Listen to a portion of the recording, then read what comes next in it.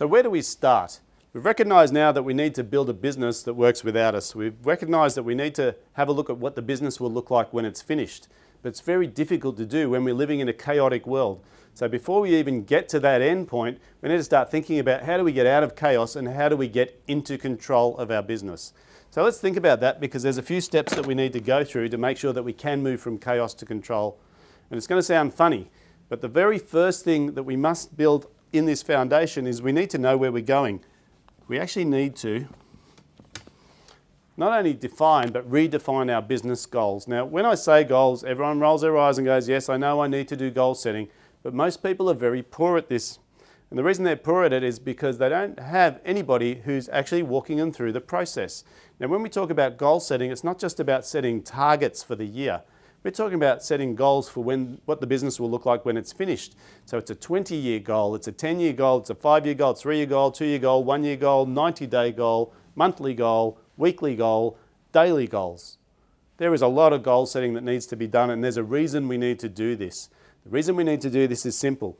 The human being is a goal-oriented mechanism. What I mean by that is we will focus on what is in front of us, and if we don't set goals, what happens is we start moving into chaos. So we've got to think about what are our objectives, where do we need to move to, what are the things that we're aiming for, or else there's no way of working out what we need to do next. So think about goals as the primary stepping stone in moving from chaos to control. Then once we've done that, we can work on the next stage, because once we've got our goals sorted out, we need to start thinking about this one, which is our time. So one thing that we need to understand is that time is probably the most valuable resource on the planet. If you lose your money, you can make it back, but once you've spent your time, it's gone forever. So when it comes to time management, really we need to think about not just how much time have we got, because we've all got the same amount, 24 hours a day, 7 days a week, but what should we focus on during that time? And that's where the goals come in, because the only way to prioritize your activities in a time frame is to actually identify what's most important to you. If you don't have your goals in writing and in front of you on a regular basis, there's no way that you can manage your time, because time is a function of a clock and goals are a function of direction. So when we talk about prioritizing activities, the only real way to do it is to work it out based on what you're trying to achieve. So chaos to control, goals first, time management second.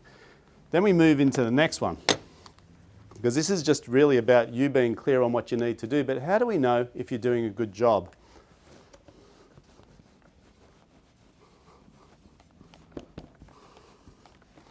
We need to focus in on the numbers. Now, what do I mean by numbers? Well, numbers mean anything from P&L, balance sheet, to the number of transactions, to the average dollar sale, to how many leads we got this month. The numbers are what tell us whether we're on track or not. And there's two parts to these numbers. The first part is setting targets, which relates to goals, and the second part is to measure activity against that.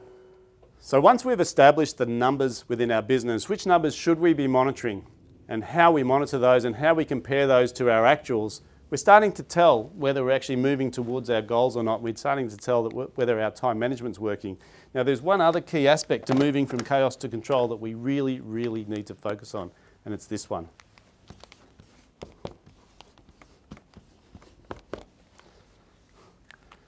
Now, the I know mentality comes straight out for people going, service, yeah, of course we need to please our customers.